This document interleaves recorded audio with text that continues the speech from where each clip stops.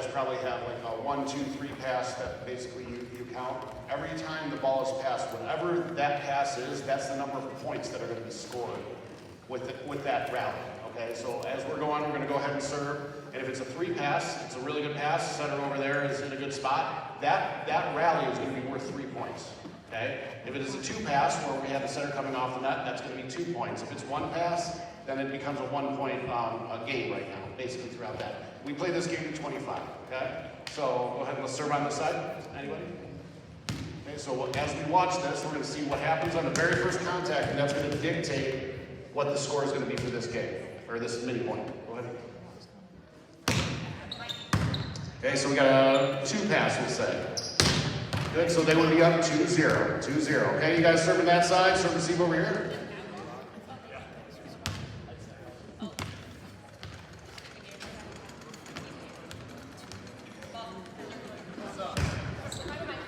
Good, okay, so I'd say that's probably a 1, because we're going here. This play is worth 1 point. And so again, score would be 3-0 at this point. We can play this game all the way to 25, but it really focuses on a couple things. Number one, when we're in system on the other side, our defense has to really be dialed in because we know that ball is worth 3 points. Out of system, we still want to win that, but it also has us fighting for our passers to try to get that ball up because it's a lot easier to score off a 3 pass. So it's just a real simple drill to really emphasize what we're seeing on the other side and the importance of really being dialed in for different types of situations. Okay? Sir? Sure, absolutely. This is just point for Jeff. Just give me a rival territory. So, no, I love that drill. We do a very similar drill, but we score it a little bit differently. We're not going to have to demo it, but the quality of the pass, let's say, is a 3, but we invert, we say that the total rally is worth 4 points, okay? And so we subtract this number of pass, that's the number that the servers are playing for. So it allows our servers, so if it's a 3 pass, the servers are only playing for 1 point, because that was a pretty crummy serve if we could stay in system, right? If it's an out-of-system pass and we get a 1 pass, the servers are now playing for 3 points. So we take the same drill, but we kind of reward the side that's winning the serve and pass battle, as opposed to a perfect pass, but you block it in system ball. You guys still kind of get 3, even though we're winning the serve and pass battle. Different way of kind of thinking about the same drill, not better or worse, but just a way that you can kind of say, servers, you got to create opportunities for us to score big points. Otherwise, we'll be playing for a lot of points. So just a different perspective. One question that got asked was, if you're playing 6 on 6 and you've got your starters on one side, reserves on the other, and there's a big disparity in talent, are there ways in a drill to be able to mitigate the weakness on one side of the net and make it harder on the other side? So we went into this in our session, and first of all, you don't have to always do starters versus reserves because there's a moral victory, so to speak, for the starters, but it's demoralizing to be on the reserve side for 3 months of your season, and then you expect it to be competitive in practice. So what we do is we line them up by position group at the 10-foot line, and it doesn't matter what order, defensive specialists, centers, middles, outsides, and we literally count off by 2. And as they line up, we might do something fun, like line up according to your middle initial by alphabetism, or your favorite pet's first name. Silly stuff, okay?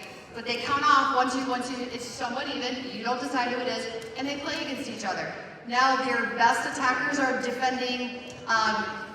One best attacker may be defending on the defensive side, and the other's on the blocking side. Your starting liberos on one side, and your best middle blockers on the other side. So everyone's getting better in the gym. So wanted to first give you an option to move along from reserves versus starters.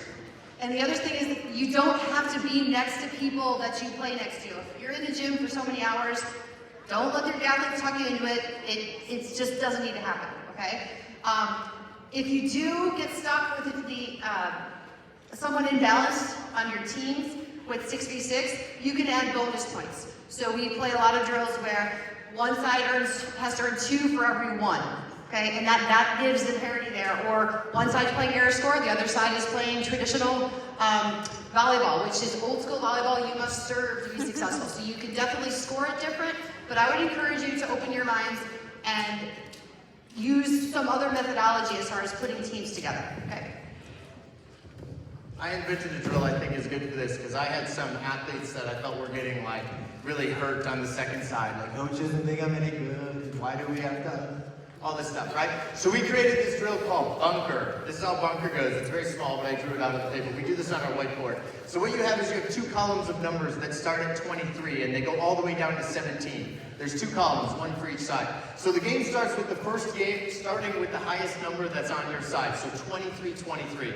We've got starters on one side, we've got bench on the other side. Let's say the starters are really good and the starters win 25-23.